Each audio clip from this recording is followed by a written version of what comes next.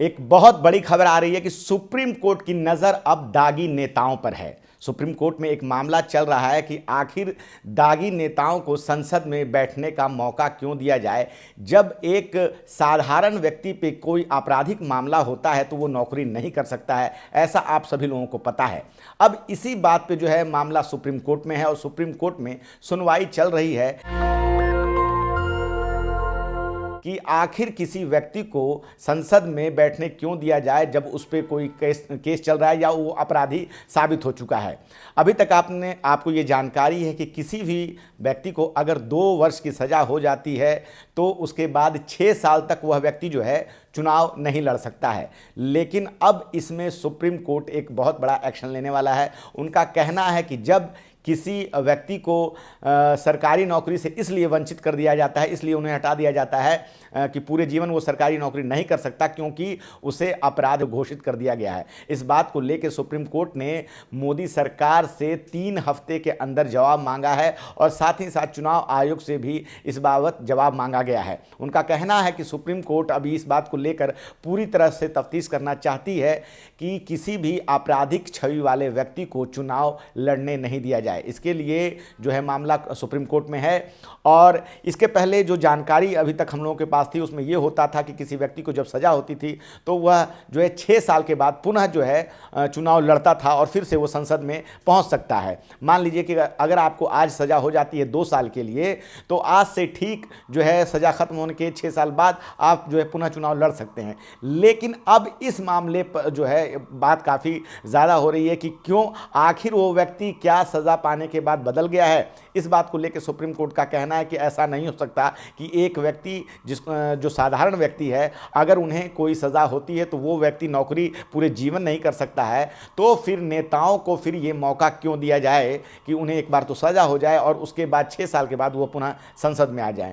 तो इस बात के लिए अब जो है सुप्रीम कोर्ट ने चुनाव आयोग से लेकर भारत सरकार दोनों लोगों को नोटिस भेज दिया है। ऐसे में अब ये मामला बड़ा रोचक हो गया है क्योंकि हर राजनीतिक पार्टी में हम देखते हैं कि किस प्रकार से आपराधिक छवि के लोग जो हैं, चाहे वो भारतीय जनता पार्टी हो, चाहे वो कांग्रेस हो, चाहे आम आदमी पार्टी या कोई अन्य दल हो, सभी दलों में आपराधिक छवि के लोग जो हैं और उनको लगातार जो है टिकट भी दिया जाता है। उनको लगता है कि ऐसे लोग जो है प्रभावशाली लोग चुनाव जीत के आते हैं तो राजनीतिक दलों को बस अपना विधानसभा में या संसद में उन्हें अपना नंबर बढ़ाना होता है। वो चाहते हैं कि ऐसे लोग जीत कर आए। तो ऐसे में बहुत सारे रसूख वाले लोग होते हैं जो कि आपराधिक छवि के होते हैं। ऐसे में अब राजनीति से अपराधीकरण को समाप्त करने के लिए सुप्रीम कोर्ट का जो ये एक्शन है ये काफ़ी बड़ा एक्शन है। इसको लेकर सभी लोगों की नज़र अब सुप्रीम कोर्ट पे है। मोदी सरकार से कहा गया है कि 3 हफ्ते के अंदर जवाब दे कि इस मामले में क्या हो रहा है, क्योंकि इस बाबत जो है पिछले कई सालों से लगातार सुप्रीम कोर्ट में याचिकाएं दाखिल की गई और इस मामले को लेकर अब सुप्रीम कोर्ट ने कड़ा रुख अख्तियार कर लिया है कि आने वाले समय में किसी भी अपराधी व्यक्ति को संसद के अंदर नहीं जाने दिया जाए। न कि सिर्फ 6 साल बाद उन्हें चुनाव लड़ने का मौका देना चाहिए, इस बाबत ही नहीं पूरी की पूरी तरह से अगर किसी व्यक्ति को सजा हो जाती है तो जिस प्रकार से कोई व्यक्ति नौकरी नहीं कर सकता उसी प्रकार से कोई व्यक्ति जो है वो संसद में ना जा पाए। इसको लेकर अब सुप्रीम कोर्ट बहुत कड़े कानून बनाने वाली है। एक खबर हम आपको और बता दें कि दिल्ली में चुनाव जीतने के बाद भारतीय जनता पार्टी अभी तक ये डिसाइड नहीं कर पाई है कि उनका मुख्यमंत्री कौन होगा और हमेशा से जो है भारतीय जनता पार्टी चौंकाती रहती है चुनाव के बाद मुख्यमंत्री को लेकर। चर्चा तो कई नामों पर होती है लेकिन जो नाम निकल कर बाद में आता है उसकी चर्चा कभी नहीं हो पाती। कई लोग उस बात को नहीं जान पाते कि आखिर मुख्यमंत्री का नाम कहां से आया। अभी जो चर्चा चल रही है इस बार ये कहा जा रहा है कि दिल्ली में हो सकता है कि मुख्यमंत्री कोई महिला हो।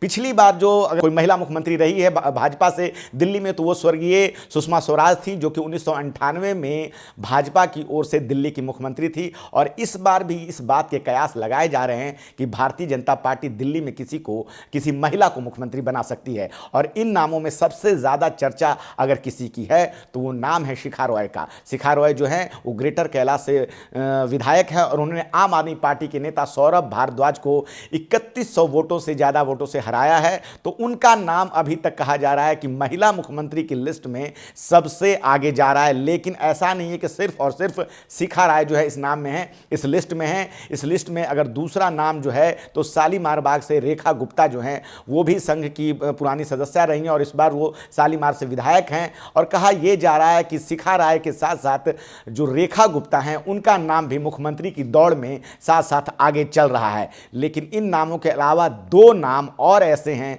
जिनको लेकर पार्टी उन पे भी विचार कर रही है। तीसरा नाम जो हम आपको बताने जा रहे हैं वो वजीरपुर से पूनम शर्मा का है। पूनम शर्मा जो हैं उन्होंने भी काफ़ी ज़्यादा मार्जिन से जीता है और कहा यह जा रहा है कि इनको भी हो सकता है कि दिल्ली का मुख्यमंत्री बनाया जाए। और चौथे नाम का जो हम आपको बता रहे हैं वो नजफगढ़ से नीलम पहलवान है।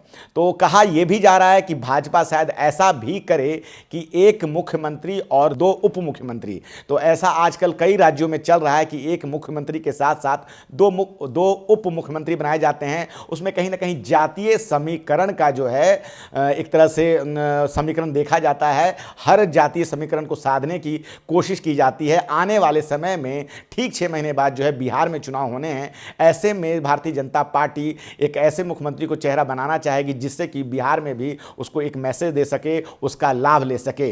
अभी जेपी नड्डा ने 10 विधायकों को बुलाया है और यह भी कहा गया है कि जो मुख्यमंत्री होगा वो कोई विधायक ही होगा। तो इससे इस बात की चर्चा लगभग समाप्त हो जाती है। ऐसे भी कुछ नामों पर चर्चा चल रही थी जैसे मनोज तिवारी और स्मृति ईरानी। तो इस बात को लेकर अब इस बात का मामला साफ हो गया है कि मुख्यमंत्री अगर कोई बनेगा तो वो कोई विधायक ही बनेगा।